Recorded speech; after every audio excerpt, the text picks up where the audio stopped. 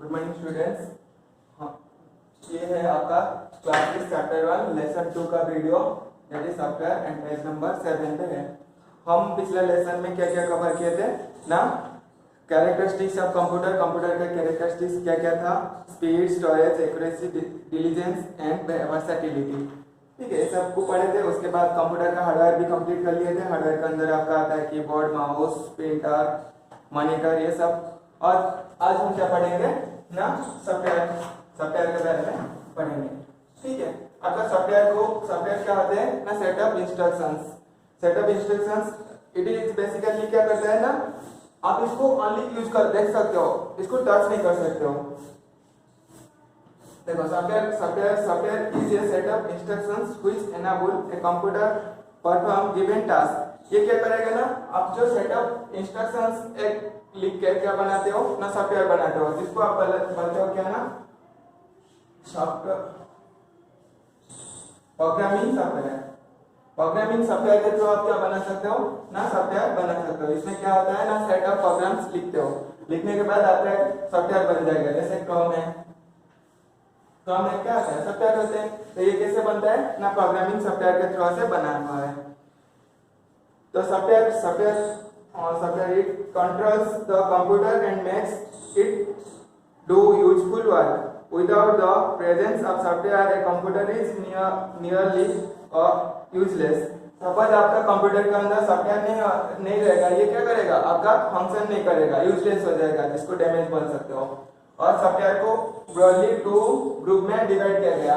एक तो हो गया आपका सिस्टम सॉफ्टवेयर और एक है एप्लीकेशन सॉफ्टवेयर।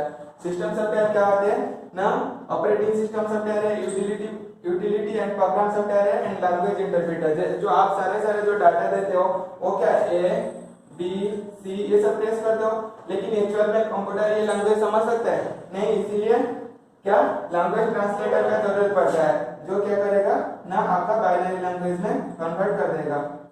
0 1 1 0 ये सारे क्या होते हैं ना, बाइनरी लैंग्वेज। ये किसका काम है ना, लैंग्वेज ट्रांसलेटर का। Utility software not an antivirus, आपका सिस्टम को मतलब प्रोटेक्ट करने के लिए कुछ सॉफ्टवेयर का जरूरत पड़ता है, इसको हम क्या बोलते हैं ना, यूटिलिटी सॉफ्टवेयर बोलते हैं, जिसका एक एग्जांपल है not an antivirus. Semi operating system software, operating मतलब कंप्यूटर को रन करने के लिए। आपके कंप्यूटर के अंदर हार्डवेयर पार्ट होते हैं, इसको रन करने के लिए क्या जरूरत पड़ेगा ना, सेट ऑफ प्रोग्राम्स। जो प्रोग्राम लिखा जाता है उसको क्या बोला जाता है ना, ऑपरेटिंग सिस्टम सॉफ्टवेयर। इसके अंदर आपका आता है एमएस डॉस, विंडोज, ये सारे क्या होते हैं ना, ऑपरेटिंग सिस्टम सॉफ्टवेयर। और लिनक्स भी है। ये सॉफ्टवेयर नहीं रहेगा तो आपका कंप्यूटर भी ऑन नहीं होगा, तो इसीलिए इसको कंप्यूटर के लिए ऑपरेटिंग सिस्टम सॉफ्टवेयर का जरूरत है। उसके बाद आपका आता है एप्लीकेशन सॉफ्टवेयर। एप्लीकेशन मतलब जो सॉफ्टवेयर को आप यूज करके डिफरेंट आपका काम ही कर सकते हो। जैसे वर्ड प्रोसेसिंग सॉफ्टवेयर एक हो गया। वर्ड प्रोसेसिंग सॉफ्टवेयर में बेसिकली आप क्या कर सकते हो ना, वर्ड को प्रोसेस कर सकते हो। आपको कुछ मतलब एक क्या लिखना है, पैराग्राफ लिखना है, तो इसमें बहुत सारा वर्ड्स का कॉम्बिनेशन होता है, उसके बाद सेंटेंस बनता है। तो इसको बनाने के लिए आपको क्या जरूरत पड़ेगा ना, एमएस वर्ड का जरूरत पड़ेगा। तो ये क्या होगा ना, आपका वर्ड प्रोसेसिंग सॉफ्टवेयर। ये कहाँ पे किस ग्रुप में जाएगा ना, एप्लीकेशन सॉफ्टवेयर अंदर जाएगा। उसके बाद आता है प्रेजेंटेशन सॉफ्टवेयर। आप कोई एक साइंस एग्जीबिशन का क्या बनाना है ना, प्रेजेंटेशन बनाना है, जिसका अंदर क्या रहेगा, स्लाइड्स रहेगा। कलेक्शन ऑफ स्लाइड्स हम क्या बोलते हैं ना, प्रेजेंटेशन बोलते हैं। कलेक्शन ऑफ स्लाइड को हम क्या बोलते हैं ना, प्रेजेंटेशन बोलते हैं। तो इसके अंदर आपका आता है माइक्रोसॉफ्ट पावर पॉइंट। आप पावर पॉइंट यूज करके क्या कर सकते हो ना, आपका प्रेजेंटेशन बना सकते हो। ये कौन सा कैटेगरी में जाएगा ना, एप्लीकेशन सॉफ्टवेयर कैटेगरी में जाएगा। उसके बाद हम एक एक करके आपका जो दिया है बुक के अंदर रीड करेंगे और समझेंगे। System software is the most important component for running the computer. मैं पहले से बोल दिया, कंप्यूटर रन करने के लिए सिस्टम सॉफ्टवेयर का जरूरत होता है। It is also known as an operating system which has started a computer and was a main platform in order to run any application। जो सिस्टम सॉफ्टवेयर की वजह से आपका क्या होता है ना, ये जैसे क्रोम हो गया, वर्ड हो गया, ये सारे इसके थ्रू में ही रन करता है। सपोज आपका सिस्टम सॉफ्टवेयर नहीं होगा, ये सारे रन ही नहीं करेंगे, क्योंकि ना उनको रन करने के लिए सिस्टम सॉफ्टवेयर का जरूरत होता है। It includes the range of softwares you would install on your computer that enable it to function। और आपको जो जो सॉफ्टवेयर का जरूरत है इसमें इंस्टॉल करोगे, इसीलिए किसका जरूरत पड़ेगा ना, सिस्टम सॉफ्टवेयर का जरूरत पड़ेगा। सिस्टम सॉफ्टवेयर नहीं होगा तो क्या हो सकता है ना, आप और दूसरा सॉफ्टवेयर इसमें इंस्टॉल नहीं कर सकते हो। और उसके बाद आता है operating system. N operating system is most important software that runs N computer. Operating system के थ्रू आपका कंप्यूटर रन करता है। Types of operating system. Operating system usually comes preloaded with any computer you purchase. जब computer खरीदते हो तो operating system software उसमें preloaded है, जैसे विंडोज 10 हो गया, विंडोज एक्सपी हो गया, ये सारे कंप्यूटर में पहले से अपलोड हुआ है। Most people use the operating system that comes preloaded with their computer, but it is possible to upgrade or even change of operating system। क्या होता है ना, एक साल और 2 साल नहीं तो 2 महीना 3 महीना एक बार जो अपग्रेड करते हो, क्या होता है ना, आपका जो ऑपरेटिंग सिस्टम है उसका वर्जन चेंज हो जाता है। आप पहले से विंडोज 9 खरीदो और जब अपडेट कर दोगे क्या हो जाएगा, 9 हो जाएगा। और कुछ साल और नहीं तो कुछ जब न्यू वर्जन फिर आएगा फिर अपग्रेडेशन मांगेगा, जब अपडेट कर दोगे उसका वर्जन चेंज होकर विंडोज 10 हो जाएगा। तो इसी तरह वो अपग्रेड हो जाता है। अपग्रेड मतलब जो उसमें जो कमी, उसके अंदर जितना प्रोग्राम्स नहीं था वो बाद में जब फिर प्रोग्राम न्यू प्रोग्राम आ गया, आपको इसको क्या करोगे डाउनलोड करके इंस्टॉल कर दोगे, तो क्या बोला जाएगा ना, अपग्रेडेशन बोला जाएगा इसको। उसके बाद functions of N operating system. Operating system का क्या फंक्शन रहता है। Operating system performs 3 types of function. Operating system क्या करता है, 3 तरह का काम करता है। एक टाइप का हो गया मैनेज द कंप्यूटर रिसोर्सेस। क्या क्या काम करता है,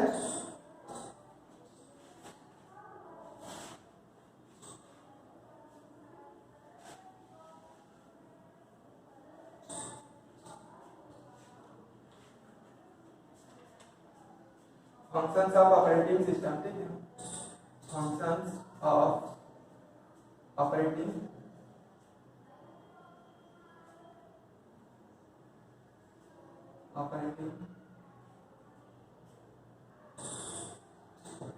फंक्शंस ऑफ ऑपरेटिंग सिस्टम। इसमें क्या करता है ना, मैनेज कंप्यूटर रिसोर्सेस।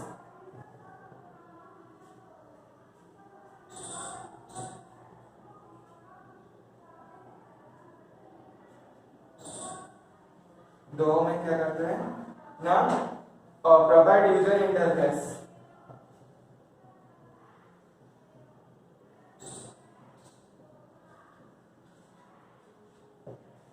थर्ड में क्या करता है ना, रन्स एप्लीकेशंस।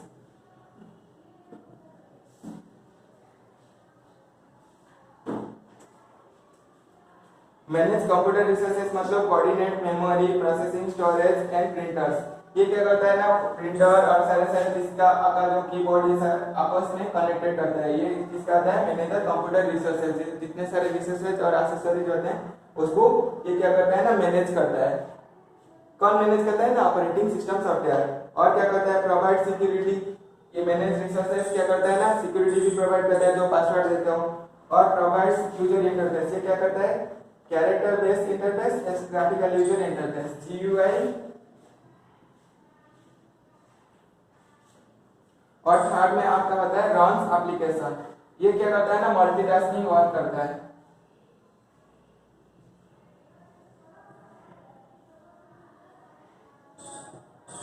मल्टीटास्किंग एक ही टाइम में क्या करोगे ना, आपका जो मल्टीटास्किंग का मतलब होता है वर्ड, MS वर्ड में कुछ वर्क करोगे और सेम ही टाइम में क्या करना है, आपको मूवी देखना है। तो ये क्या होगा ना, मल्टीटास्क हो गया, आपका काम भी कर रहे हो मूवी भी देख रहे हो। तो ये किससे होता है, रन एप्लीकेशन। ये इसका भी काम होता है, इसका ना ऑपरेटिंग सिस्टम सॉफ्टवेयर का। ये एप्लीकेशन तो ये मूवी जो देखोगे ये एक दूसरा एप्लीकेशन होता है और ये वर्ड प्रोसेसिंग सॉफ्टवेयर होता है। मूवी देखोगे क्रोम में देख सकते हो, नहीं तो आपका जो ड्राइवर है विंडोज प्लेयर इसमें भी देख सकते हो। तो 2 डिफरेंट एप्लीकेशन को रन करने के लिए किसका जरूरत पड़ेगा ना, ऑपरेटिंग सिस्टम सॉफ्टवेयर का जरूरत पड़ेगा। उसके बाद आता है आपका एप्लीकेशन सॉफ्टवेयर। एप्लीकेशन सॉफ्टवेयर में बताया था, जैसे आपको कुछ प्रेजेंटेशन बनाना है तो किससे बनाओगे ना, MS पावरपॉइंट से बनाओगे। और आपको वर्ड प्रोसेस करना है, कुछ मतलब पैराग्राफ लिखना है तो किससे लिखोगे ना, MS वर्ड से, वर्ड के थ्रू से लिख सकते हो। ठीक है, ये सारे सारे क्या होते हैं ना, एप्लीकेशन सॉफ्टवेयर्स होते हैं। उसके बाद आता है क्लासिफिकेशन ऑफ कंप्यूटर। कंप्यूटर को कितने कैटेगरी में क्लासिफाई किया गया है।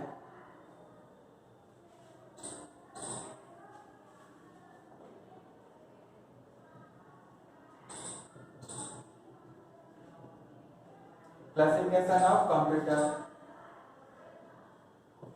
एक तो पहला आएगा मिनी कंप्यूटर, उसके बाद आएगा माइक्रो कंप्यूटर, एक में mini, micro computer, minicomputer है।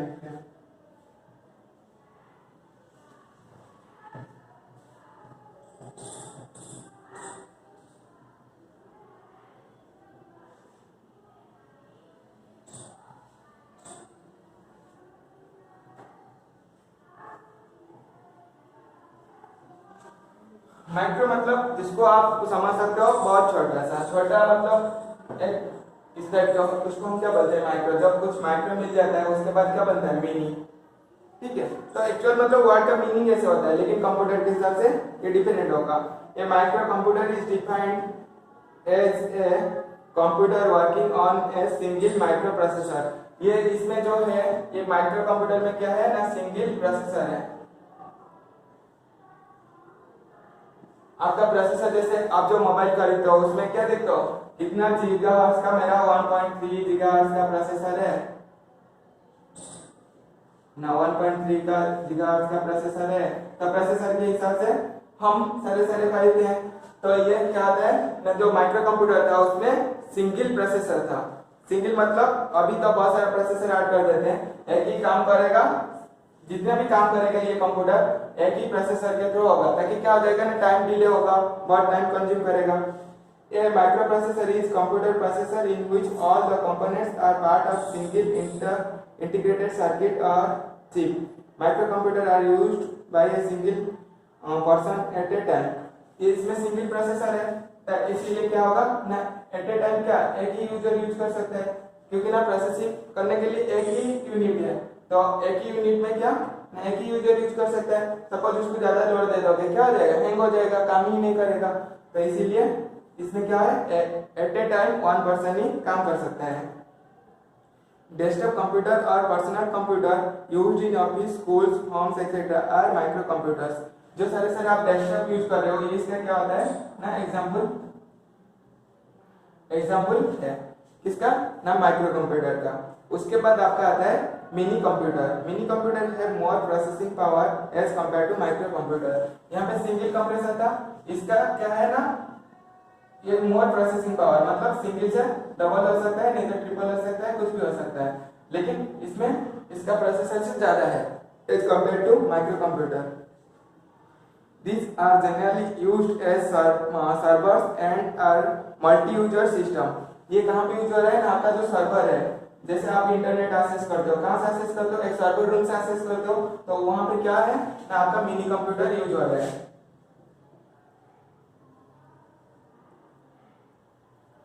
सर्वर में जो डाटा एक्सेस करते हो, जो इंटरनेट में HTTP जो होता है, ठीक है, ये सारे क्या होते हैं, सर्वर रूम होते हैं, इसमें जो डाटा एक्सेस करते हो, ठीक है, यहाँ पे ये आपका मिनी कंप्यूटर यूज हो रहा है। These are generally used server and multi-user system। इसमें भी क्या होगा ना, मोर देन यूजर भी इसको यूज कर सकते हैं, मतलब मोर देन वन पीसी भी इसमें रन कर सकते हैं। लेकिन माइक्रो कंप्यूटर में क्या हो रहा था ना, सिंगल यूजर था और एक ही पर्सन यूज कर रहा था। यहाँ पे क्या होगा, more then one person use कर सकते हैं। A large number of input and output device can be attached to mini computers। इसमें क्या होता है ना, बहुत सारा डिवाइस, एक्सटर्नल डिवाइस आप अटैच कर सकते हो। उसके बाद आता है इसका एग्जांपल है क्या है ना, मिनी कंप्यूटर का CDC 700। इसका एग्जांपल है CDC 1700। ये एक होता है जिसको हम क्या बोल सकते हैं ना, मिनी कंप्यूटर बोल सकते हैं। उसके बाद आता है आपका mainframe computer. Mainframe computer are the computers that are very large and expensive. ये क्या होता है ना, एक्सपेंसिव होता है और इसका साइज बहुत बड़ा है। large in size and expensive.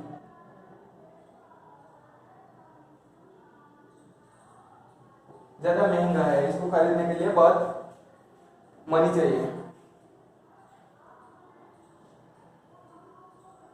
These computers have very large memory and can store even more data as compared to mini computer. ये क्या करेगा ना, इसमें लार्ज अमाउंट ऑफ डाटा भी स्टोर कर सकते हैं.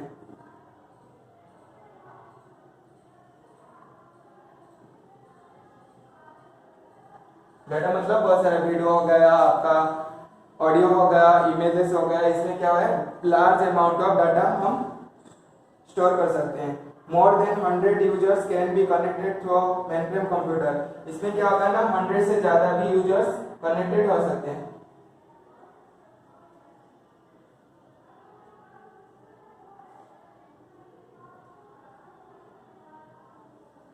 ठीक है, इसमें क्या होगा, more than 100 users at a time access कर सकते हैं.